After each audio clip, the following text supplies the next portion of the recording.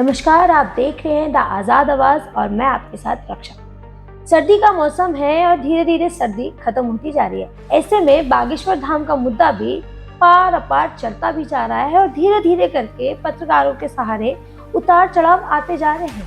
ऐसे में हम आ पहुंचे हैं रामदूत सौरभ जी के पास, जो कि हमें बताएंगे कि आखिर क्यों बागेश्वर धाम पर इतना विवाद हो रखा है और क्यों उसको बार बार टीज किया जा रहा है।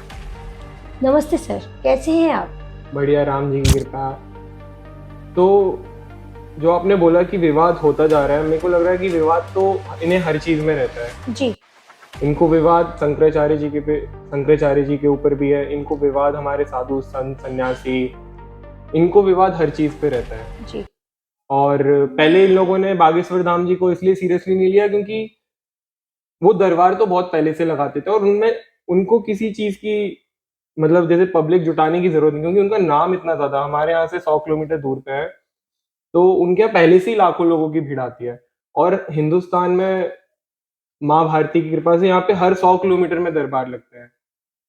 तो विवाद वहां से जब जब से वो सोशल मीडिया पे आए तो तब से लोगों को लगा अरे ये कुछ कर सकते हैं, ये डैमेज कर सकते हैं, या जो कन्वर्जन करा रहे हैं या जो फ्रॉड चीजें हिंदू धर्म को बदनाम करने की होती है, तो तब से ये सारा विवाद चालू हुआ। सर, बागेश्वर धाम के बारे में आप क्या कहना चाहेंगे?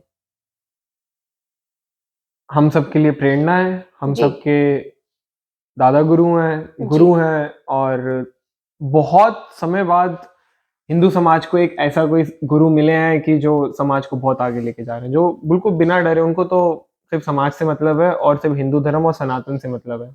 अभी धीरेन्द्र कृष्ण शास्त्री जी पे बहुत सारे लोगों ने पॉइंट आउट किया था कि ये फेक हैं, ये मैजिक करते हैं, इन्हें कुछ पता नहीं है, ये मतलब अजम्पशन के बेसिस पे लोगों ने कहा था। तो क्या ये सच है?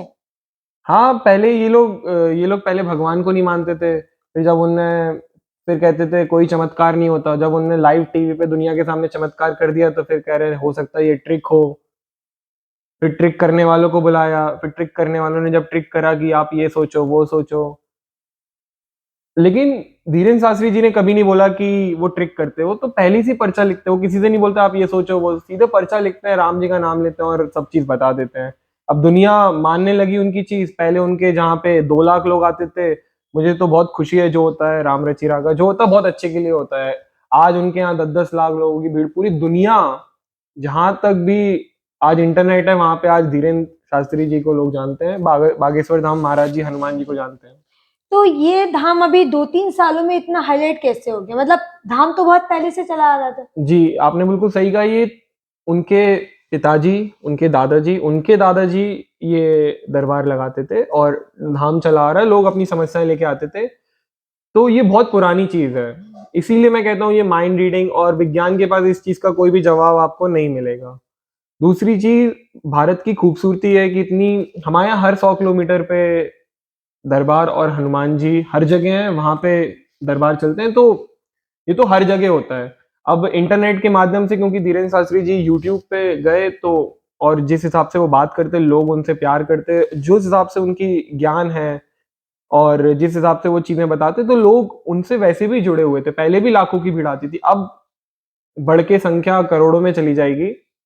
और उनके जो गुरु हैं, तुलसी पीठाधीश्वर रामभद्राचार्य जी, जो पूरे दुनिया में विख्यात अ, जानने वालों में से गुरु हैं और तो उनके शिष्य हैं। अगर मैं उन पे डाउट करता हूँ तो मेरा फिर मुझे उनके ऊपर भी शक, तो इसीलिए मैं कहना चाहता हूँ जितने लोग उनको नहीं जानते धीरेन्द्र शास्त्री जी को, आप एक बार देखें कि ये लोगों को आपके उनसे नफ़रत नहीं है, इनको आपके हिंदू धर्म, आपकी सभ्यता से नफ़रत है। इनको नफ़रत है कि ये लोग पहले आपके घर जलाते थे, लोग जलाते थे, फिर उन लोगों ने मनुस्मृति जलाना चालू करी, फिर वेद, अब रामचरितमानस जला दी। कल कल ये मतलब इनको ये देख नहीं सकते कि हिंदू धर्म इस कलयुग में टिके। तो मतलब मुद्दा कुछ और है, जा कहीं और रहा है। मुद्दा कुछ नहीं है। मुद्दा सिर्फ इतना सा है कि यहाँ के लोग जागरूक हो चुके हैं और वो चीज़ पूरे लोगों में, जितने भी लोग देश विरोधी हैं, राष्ट्र विरोधी हैं, हिंदू धर्म के विरोधी हैं, मानवता के विरोधी हैं, जो दानव लोग हैं, वही सिर्फ सनातन के विरोधी हो सकते हैं। तो ये लोगों को उनसे जलन हो रही, अब उनको लग रहा है कि लोग उठ रहे हैं, लाखों लाखों लोग आ रहे हैं। पहले इनका क्या, ये जो भीड़ क्रिश्चियनिटी में जुड़वाना चाहते थे ये लोग पूरे देश भर में, कि हम, आप बोल नहीं पाओगे, आओ हम बोलना सिखा देंगे, चलना सिखा देंगे। जी। तो ये सब चीजें, बाकी सोचने वाली बात ये है कि जो पोप हैं, जो क्रिश्चियनिटी में सबसे बड़े होते हैं, वो जी, खुद जी। व्हील चेयर में चलते, कोई उनके पास जाके उनको क्यों चलना नहीं सिखा पाया या उनके घुटने क्यों नहीं सही कर पाए। तो बात सिर्फ इतनी सी है।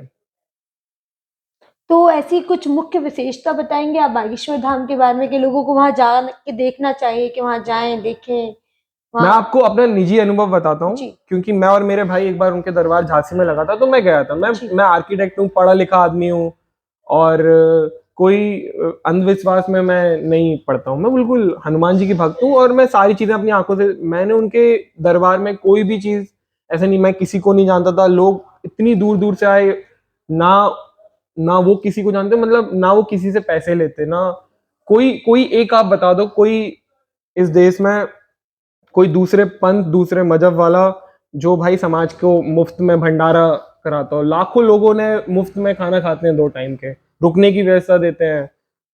गरीब कन्याओं की, जिनके माता पिता नहीं होते, उनकी शादी कराते हैं।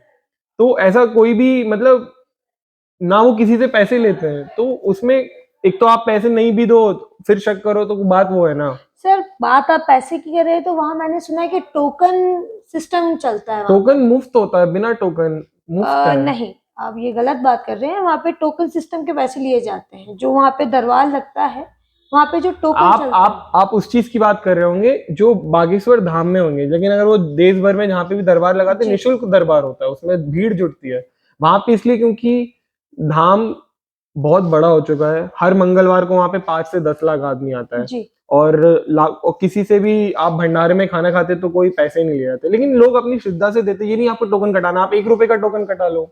बात तो सिर्फ इतनी सी है। मैंने तो ये भी सुना है कि वहाँ पे जो वीआईपी सिस्टम चलता है कि टोकन का नंबर जल्दी आना, उसके लिए 1100, 2100, 5100 की पर्ची कटती है।